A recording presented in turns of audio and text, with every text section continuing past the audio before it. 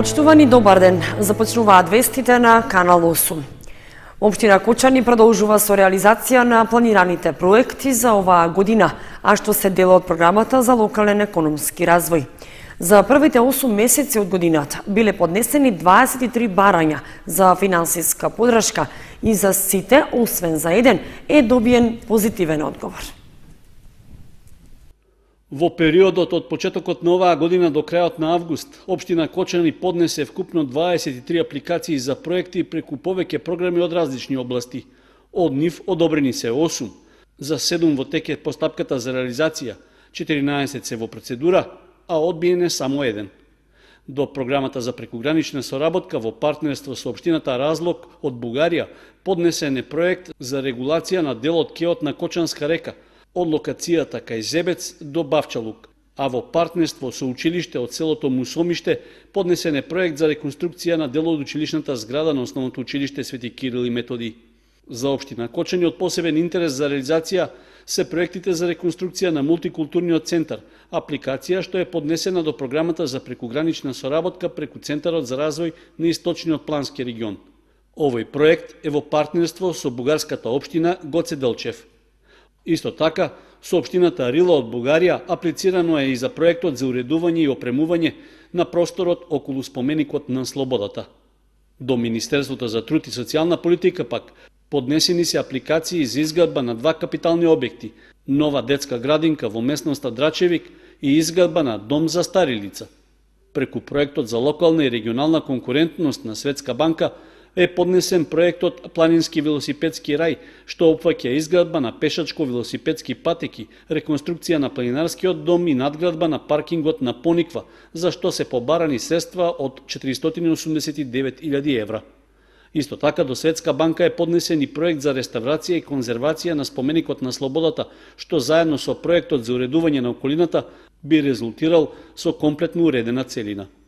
До Агенцијата за финансиска подршка на земјоделството и руралниот развој поднесени се проекти за асфалтирање и реконструкција на улици во селата Долни Подлог, Мојанци, Тркање, Прибачево и Оризари, потоа за поврзување на населбата Оризари со Кочани преку улицата Енгелсова прв дел и поврзување на селото Градче со Кочани. Исто така, аплицирано е за проект за изградба на пристапен пат до манастирот Добра вода, како и за изградба на првиот дел од локалниот пат од местноста Крушка до местноста викано Ајдар. За реализација на сите овие проекти потребни се близу 1 милион евра. Во фаза на реализација се проектите за асфалтирање на локалниот пат од Крушка до селото Полаки, за што се добиени пари од Бирото за регионален развој. Исто така се работи и на проектот за општинско корисна работа со UNDP, реконструкција на Центарот за култура Бели Мугли преку Министерството за култура, на Центарот за ран детски развој, како и проектот Мобилен сервис за домашна посета. Информацијата за аплицираните и реализирани проекти беше разгледана и на 16-тата седница на Советот на општината, за која советниците дадоа едногласна подршка, а повика и понатаму да се креираат и аплицираат што повеќе проекти за да се решаваат значајни потреби на граѓаните. Во просториите на општина Кочани се одржа јавна дебата на тема План за комуникација и кампања против диво депонирање отпад. Се работи за проект што е поддржано Министерството за животна средина, а се спроведува во 4 општини во Македонија. Дивите депонии и непланското и неселектирано исфрлање на отпадот беше тема на работилницата што се одржа во Кочани, а чиј организатор е невладината организација Зелен институт од Скопје. Целта беше да се разгледаат предлози и идеи за изнаоѓање решенија за проблемот со отпадот и дивите депонии на територијата на нашата општина. Пред присутните беа представени резултатите од спроведените анкети во повеќе градови во државата, меѓу кои и Кочани. При тоа оценка е дека кај нас состојбата е нешто подобра во споредба со останатите.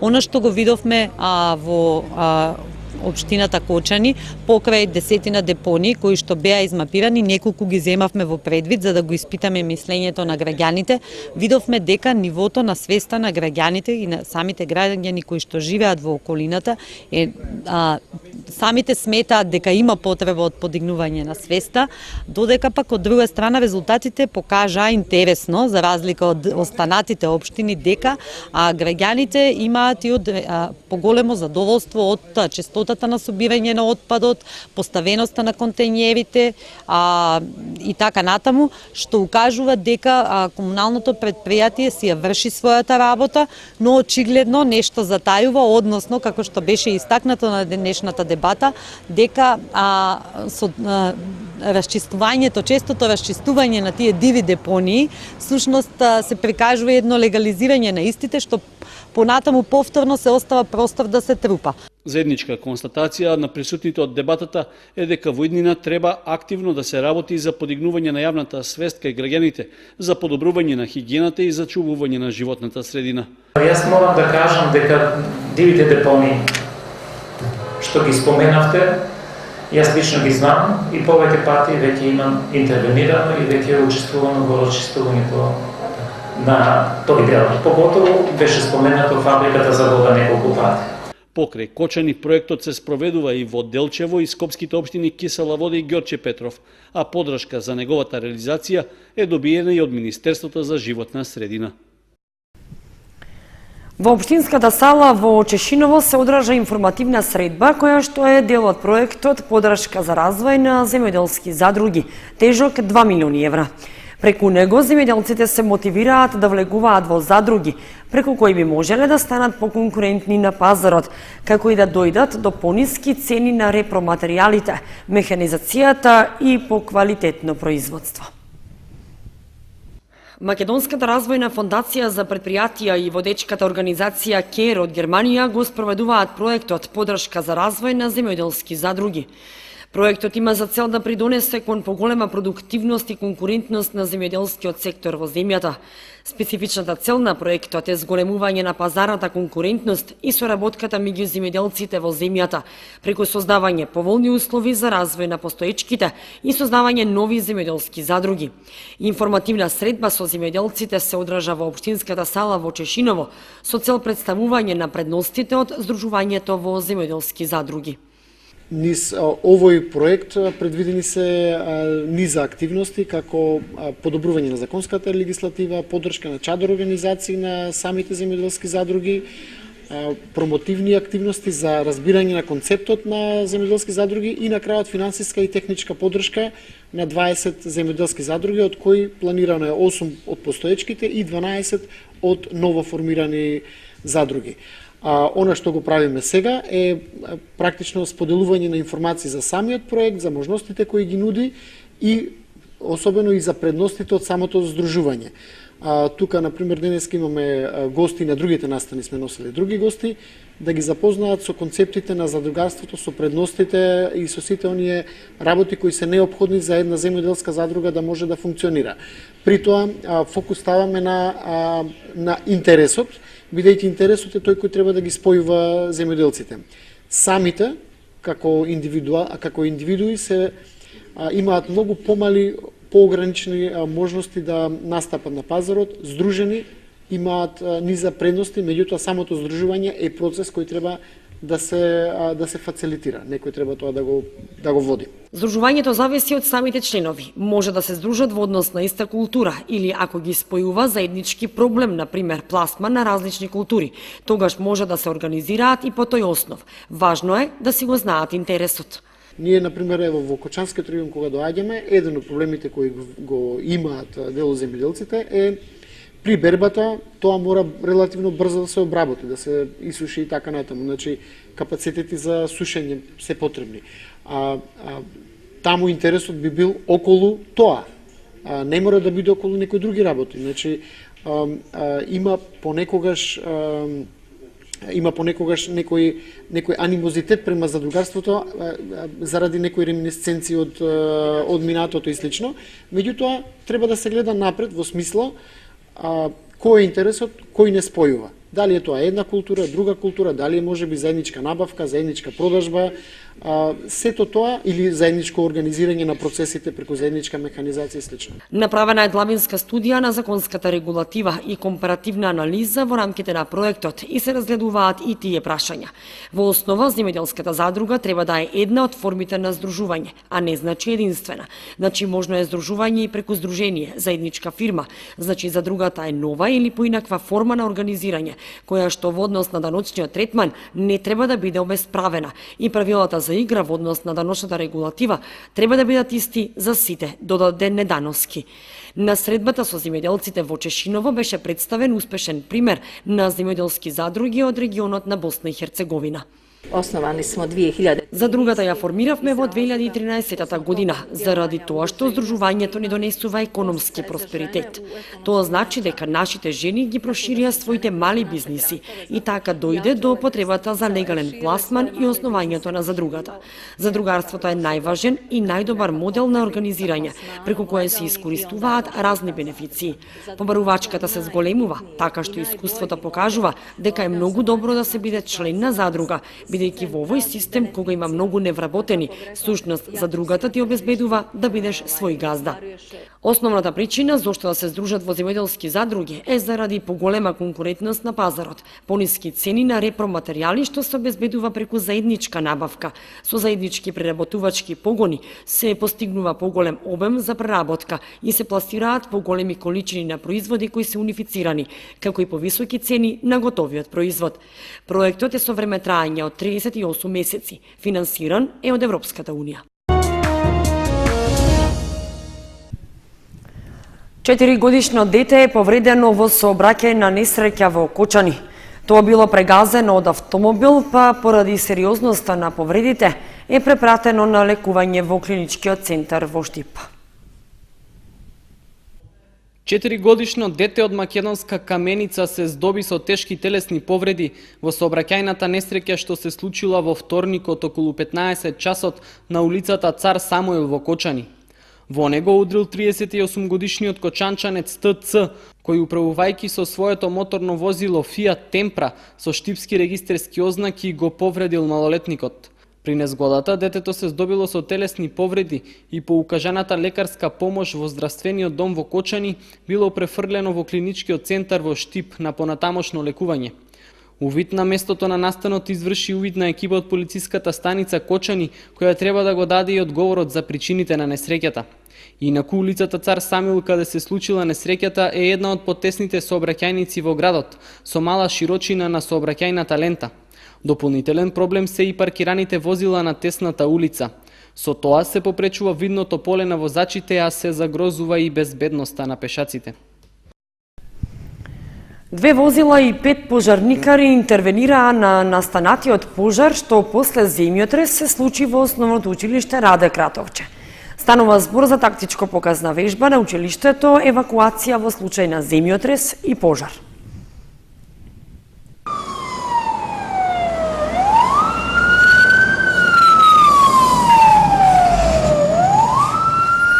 Четворица повредени ученици и една опожарена училница е билансот од земјотресот, а по него и пожар, што избувна утрово во основното училиште Раде Кратовче, како дел од тактичко показната вежба спроведена во ова училиште. Со 2 возила на територијалната противпожарна единица на Кочани, кои пристигнаа во училиштето, кочанските пожарникари уште еднаш ја покажаа подготвеноста при справување со вакви елементарни непогоди. Освен гаснење на пожарот, ги извадија на носила и сите повредени ученици. Прва помош укажаа и екипи од Општинската организација на Црвениот крст Кочани, а од раководството на училиштето изразија голема благодарност до сите учесници во вежбата. Заклучокот е дека основното училиште Раде Кратовче е подготвено да ги евакуира сите ученици вработени при вакви непогоди. По најавата дека имаме земјотрес, сите ученици за многу брзо време го напуштија училиштето, бидејќи ние си имаме свој план за евакуација. Целата евакуација траеше помалку од 2 минути. Мислам дека тоа беше многу добро. Понатаму, по доаѓањето на противпожарната служба, тие дојдоа и почнаа со нивната работа. Имаше 4 ученици кои беа повредени. Еден од учениците имаше повреда на бутната коска, потоа имаше една повреда од струен удар, имаше повреда од изгореници и повреда на подлактица, скршена подлактица. Значи сите тие ученици беа од страна на противпожарната единица изнесени на носила и беше укажана таа потребна помош. Можам слободно да кажам дека акцијата беше исклучително добро завршена, сите учесници беа организирани и си ја завршија својата работа и во оваа прилика можам да изразам голема благодарност на територијалната противпожарна единица од нашиот град, која многу успешно ја заврши оваа акција. Благодарам на сите учесници, наставници, ученици, мислам дека сите се завршија работата најдобро. Од територијалната противпожарна единица на Кочани рекоа дека со сите училишта организираат вакви симулацијски вежби, преку кои се утврдува колку училиштето е подготвено да реагира во случај на пожар или друга елементарна непогода. Вежбите се спроведуваат согласно планот за евакуација при несреќи и планот за работа на основните училишта.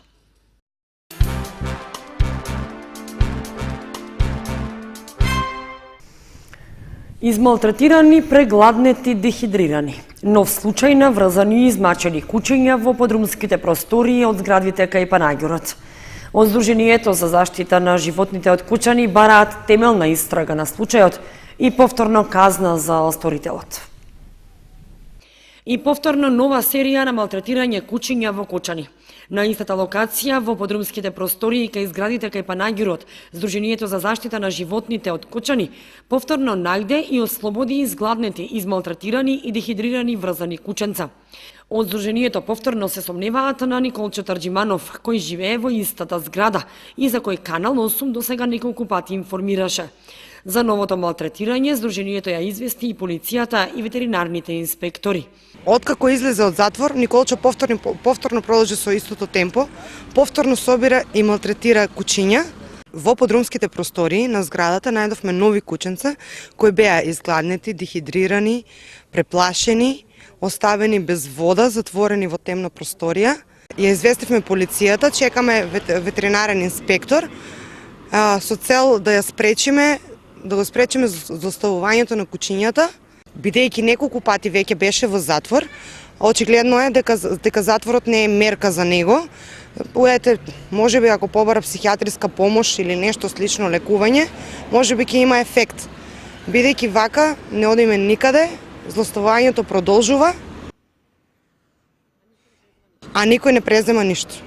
За истиот човек, за кој досега неколку пати известуваа медиумите, покрената е постапка и тој добро е познат на полицијата. Неколку пати беше во затвор, но по негово враќање продолжува со малтретирањето. Ги врзува кучињата, со денови не им дава храна и вода, ги тепа, ги злоставува на секаков начин и потоа ги фрла во каналот. Од Сдруженијето велат дека злоставувачот секојдневно донесува нови кученца и ги малтретира и ги остава да умрат од глад и жет. Нашата камера ги регистрираше подрумските простории каде што го прави тоа и моментално врзаните кученца. Од Сдруженијата за заштита на животните бараат темелна истрага на случајот и повторна казна за сторителот согласно кривичниот закон, како и трајна забрана да се приближува на животни или да ги зема за било какви цели. Бараат затворска казна за посочениот за мачење на животни. Доколку брзо не се делува на терен, прашање на време е кога ќе има наредна жртва и мачењето и убивањето нема да запре.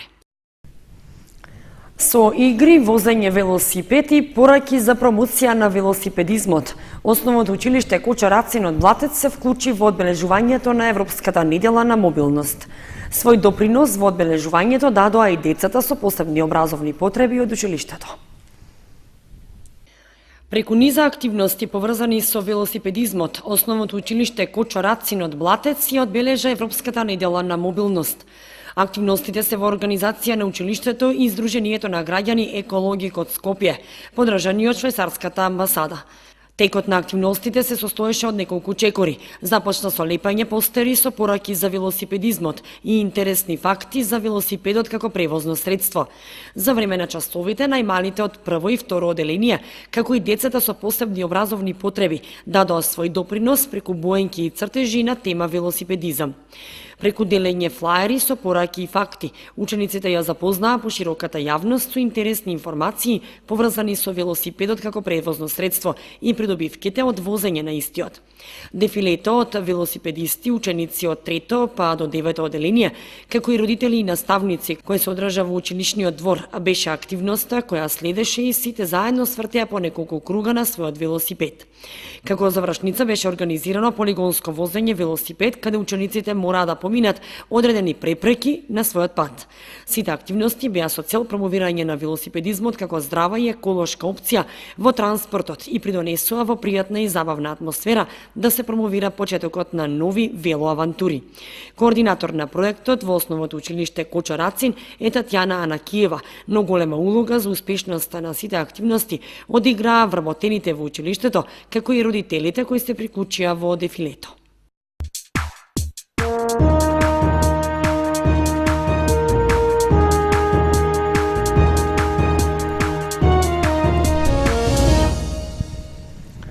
Следува информацијата од спортот.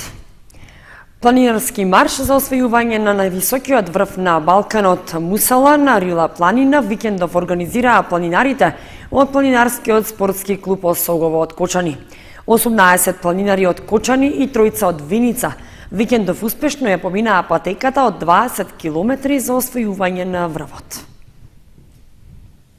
Членовите на Планинарски спортскиот клуб Осогово викендов организираа планинарски марш за искачување на врвот Мусала на планината Рила во Бугарија.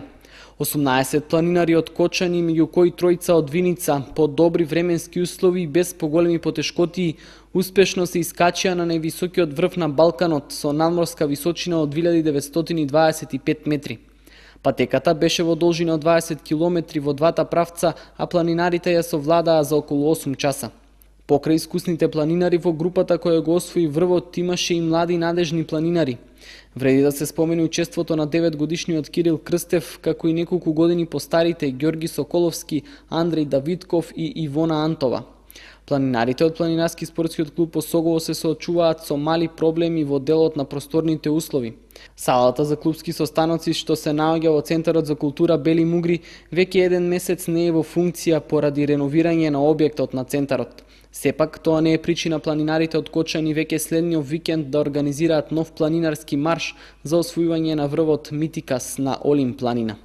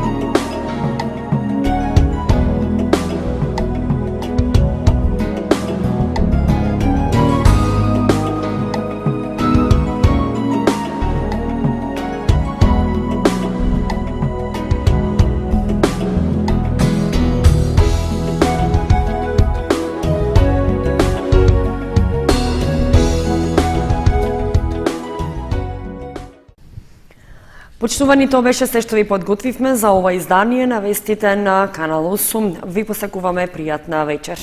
Довидување.